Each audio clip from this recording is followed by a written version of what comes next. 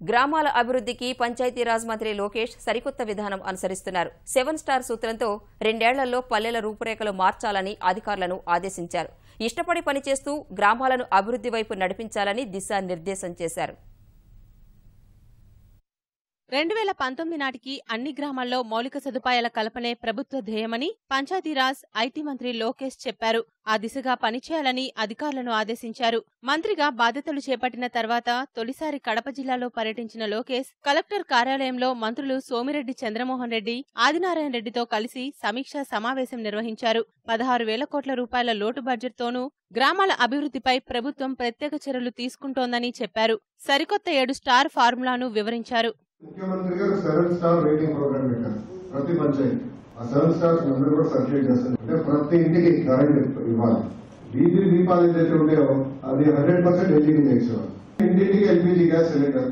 Infrastructure అంటే cement roads, panchayati building, anganwadi centre ఇవన్నీ ఒక పద్ధతి ప్రకారం మనం పూర్తి చేసుకోవాల్సిన అవసరం. ఐహెచ్ఎస్ఎల్ 100% పూర్తి చేయాలి ఈ 2 సంవత్సరాలు.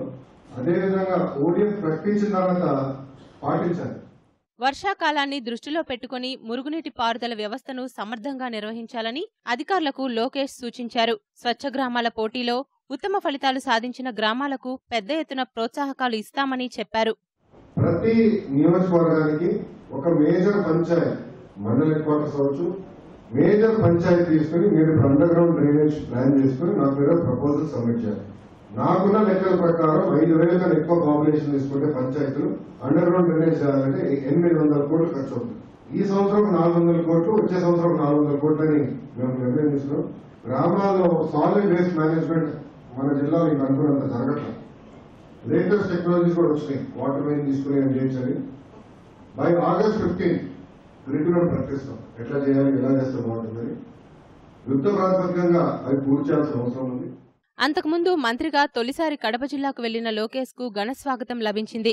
రైల్వే కోడూరులో నేతలు, కార్యకర్తలు, ప్రజలు భారీగా తరలివచ్చారు. తెలుగుదేశం కార్యాలయంలో జెండా ఎగురవేసిన లోకేష్ కార్యకర్తలతో ముచ్చటించారు. రాజంపేటలోనూ లోకేష్ కు ఘనస్వాగతం లభించింది.